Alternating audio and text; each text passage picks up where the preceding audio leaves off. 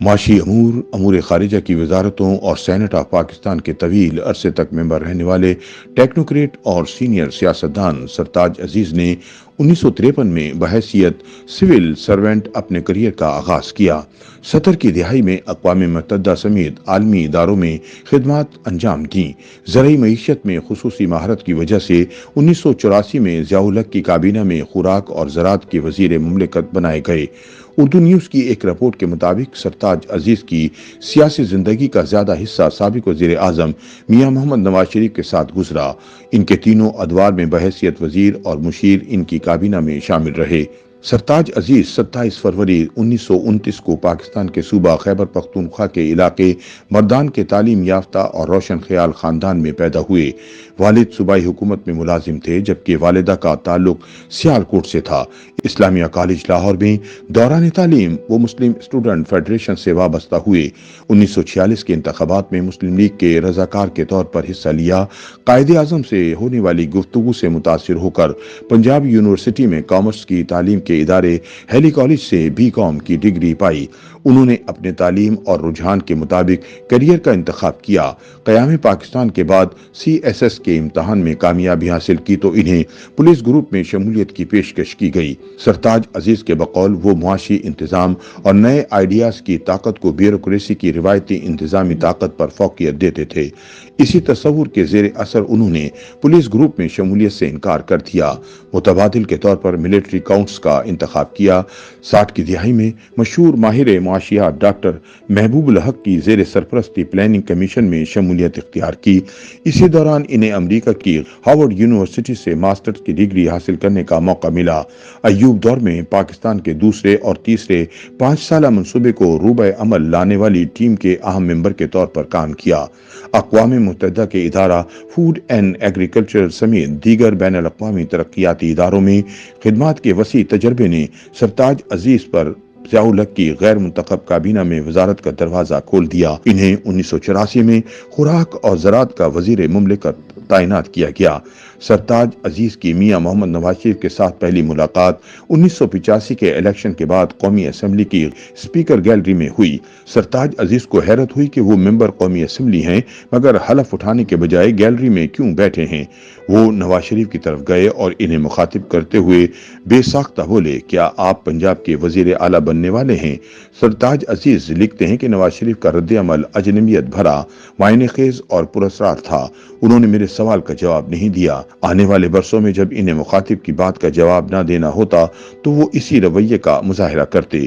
ضیاء الحق کی موت کے بعد مسلم لیگ نواز شریف اور جونیجو کیمپوں میں بٹ گئی۔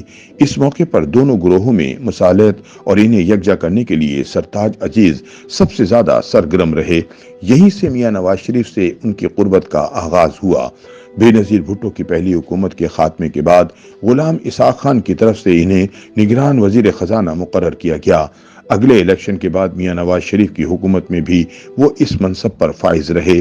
سرتاج عزیز صدر پاکستان بننا چاہتے تھے لیکن ان کا یہ خواب ان کی زندگی میں پورا نہ ہو سکا۔ 15 دسمبر 1997 کو ہونے والی کابینہ کی خصوصی میٹنگ میں صدر فاروق لغاری کی رخصتی کے بعد جب نئے صدر کے نام کا اعلان کیا گیا تو سرتاج عزیز نے اس وقت کے وزیر اعظم میاں نواز شریف سے شکوہ کرتے ہوئے کہا تھا، ہم سب آپ کے فیصلوں کا احترام کرنے کے پابند ہیں مگر مجھے ایک چیز کی ہمیشہ خلش رہے گی کہ گزشتہ 12 برس سے پارٹی کے لیے ہر چیز کرنے کے باوجود میں آپ کا اعتماد حاصل کرنے میں کیوں کامیاب نہیں ہوا۔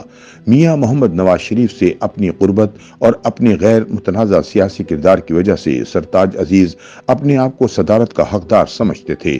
فاروق لغاری کی ایوان صدر سے رخصتی سے 6 ماہ قبل مسلم لیگ نون کی پارلیمانی پارٹی کے ایک اجلاس کے رودات بیان کرتے ہوئے سرتاج عزیز نے لکھا کہ اس میٹنگ میں یہ طے پایا کہ اگر نئے صدر کا انتخاب درپیش ہوا تو وہ اس کے سب سے مناسب اور موزوں امیدوار ہوں گے۔ اگلے دن تمام اخبارات نے اس کو رپورٹ کیا کہ سرتاج عزیز پاکستان کے اگلے صدر ہو سکتے ہیں۔ یہ ایک طرح سے فاروق لغاری کے لیے پیغام بھی تھا۔ فاروق لغاری کی ایوان صدر سے رخصتی کے بعد مسلم لیگ کے نمایاں رہنماؤں چودھری نثار علی خان खान, इलाही बख्श सोमरो और दीगर ने इन्हीं को सदारत के लिए मुंतखब करने की हिमायत की। उस वक्त ये भी कहा गया कि चेयरमैन सेनेट और वजीर आजम एक ही सूबे से हैं, इसलिए सदारत उस वक्त के सूबे सरहद को मिलनी चाहिए। सरताज अजीज के मुताबिक मियां मोहम्मद नवाज शरीफ ने chief of army staff Jahangir करामत से भी कहा कि वो सदारत के लिए मौजू अफराद की जांच पड़ताल में मदद करेंगे, जिसके बाद 15 मुमकिना उम्मीदवारों में से सरताज अजीज पहले नंबर पर थे। रफीक तारार का नाम सदारत के लिए सामने आने पर सरताज अजीज को भी हैरत हुई, जिस पर तबसरा करते हुए उनका कहना था कि शायद वजीर आजम निस्बतन गुमनाम और अपने मुकम्मल वफादार शख्स को ये मनसब सौंपना चाहते हैं। 2014 में नवाज शरीफ जब तीसरी बार वजीर आजम बने तो सरताज अजीज कौमी सलामती और इकनॉमिक अफेयर के लिए उनके मुशीर थे। इस बार जब सदर के इंतखाब का मरहला आया तो बहुत सारे लोगों ने वजीर आजम को मशवरा दिया कि वो सरताज अजीज को सदर नामजद करके माजी की गलती का इजाला कर सकते हैं, मगर इस बार भी नवाज शरीफ का फैसला माजी से मुख्तलिफ न था। YouTube पर गूगली न्यूज देखने के लिए youtube.com की सर्च बार में गूगली न्यूज टीवी टाइप करें। गूगली न्यूज के पेज पर सुर्ख रंग के सब्सक्रिप्शन वाले बटन पर क्लिक करना ना भूलिए। YouTube पेज पर अपलोड होने वाली वीडियोस से बाखबर रहने के लिए बेल आइकन पर क्लिक कीजिए। आपको हर नई वीडियो के बारे में नोटिफिकेशन मौसूल हो जाएगा।